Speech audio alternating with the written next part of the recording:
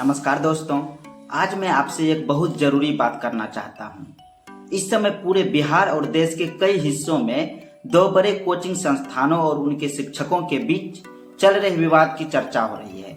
Social media से लेकर सड़कों तक बहस हो रही है कि कौन सही है और कौन गलत। लेकिन सवाल यह है, क्या यही हमारे देश के युवाओं का सबसे बड़ा मुद्दा है? मुझे लगता है कि नहीं। असली मुद्दा यह नहीं है कि खान सर सही है या रोशन आनंद सर सही है। असली मुद्दा है लगातार हो रहे पेपर लीक, बढ़ती बेरोजगारी और लाखों युवाओं के भविष्य के साथ हो रहा खिलवाड़। आज जिन युवाओं को अपने हक की लड़ाई लड़नी चाहिए, वे किसी कोचिंग संस्थान या किसी शिक्षक के समर्थन में सड़कों पर उतर रहे हैं। अगर प्रदर्शन ही करना है तो अपने भविष्य के लिए कीजिए। सरकार से सवाल पूछिए कि बार बार पेपर लीक क्यों हो रहे हैं। लाखों छात्रों की मेहनत बर्बाद होने का जिम्मेदार कौन है? 6 जून को सीजेपी के संस्थापक अभिजीत दीपके ने दिल्ली के जंतर मंतर पर युवाओं को पेपर लीक के मुद्दे और शिक्षा मंत्री धर्मेंद्र प्रधान के इस्तीफे की मांग को लेकर एकजुट होने का आह्वान किया था। भीड़ जरूर पहुंची, लेकिन उतनी नहीं जितनी इस मुद्दे की गंभीरता को देखते हुए होनी चाहिए थी। कारण साफ है, देश के युवाओं का ध्यान अपने भविष्य से जुड़े मुद्दों से हटकर खान सर और रोशन आनंद सर के विवाद पर केंद्रित हो गया है। हम यह नहीं कह रहे हैं कि आप किसी संगठन, पार्टी या समूह का समर्थन कीजिए। हम सिर्फ इतना कह रहे हैं कि जो मुद्दा सही है, जो विचार सही है, उसका समर्थन कीजिए, चाहे उसे कोई भी उठा रहे हो। पेपर लीक की वजह से लाखों छात्रों का भविष्य प्रभावित हुआ है। कई छात्रों की वर्षों की मेहनत एक पल में खत्म हो गई। कुछ छात्रों ने तो निराश होकर आत्महत्या तक कर ली।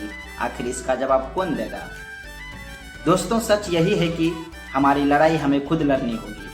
कोई शिक्षक, कोई नेता और कोई संस्था हमारे भविष्य के लिए हमारी जगह लड़ाई नहीं लड़ने वाली।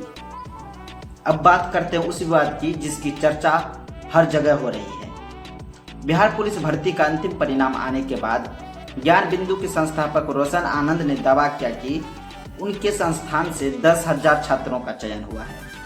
वहीं खान ग्लोबल स्टडीज की ओर से 12,000 छात्रों के चयन का दावा किया गया, जबकि कुल चयनित पदों की संख्या लगभग 19,838 थी। इसके बाद दोनों पक्षों ने सम्मान समारोह आयोजित किए, पोस्टर लगाए और अपना वर्चस्व दिखाने की कोशिश की। विवाद तब बढ़ गया जब पोस्टरों को लेकर टकराव हुआ।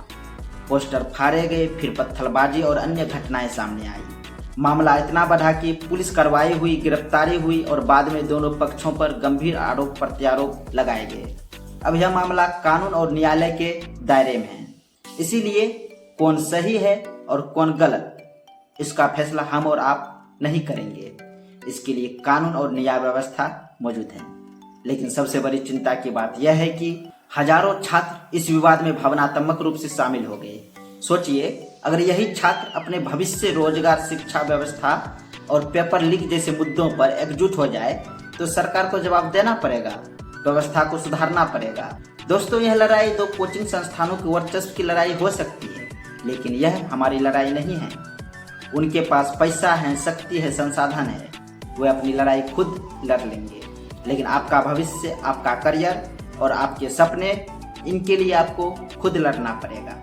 इसीलिए किसी व्यक्ति को भगवान मत बनाइए, किसी को इतना बड़ा मत मानिए कि आपको उसकी हर बात सही लगने लगे।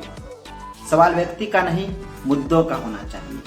अगर देश का युवा अपने अधिकारों, रोजगार, शिक्षा और भविष्य के लिए एकजुट होकर सवाल पूछेगा तो निश्चित रूप से बदलाव आएगा।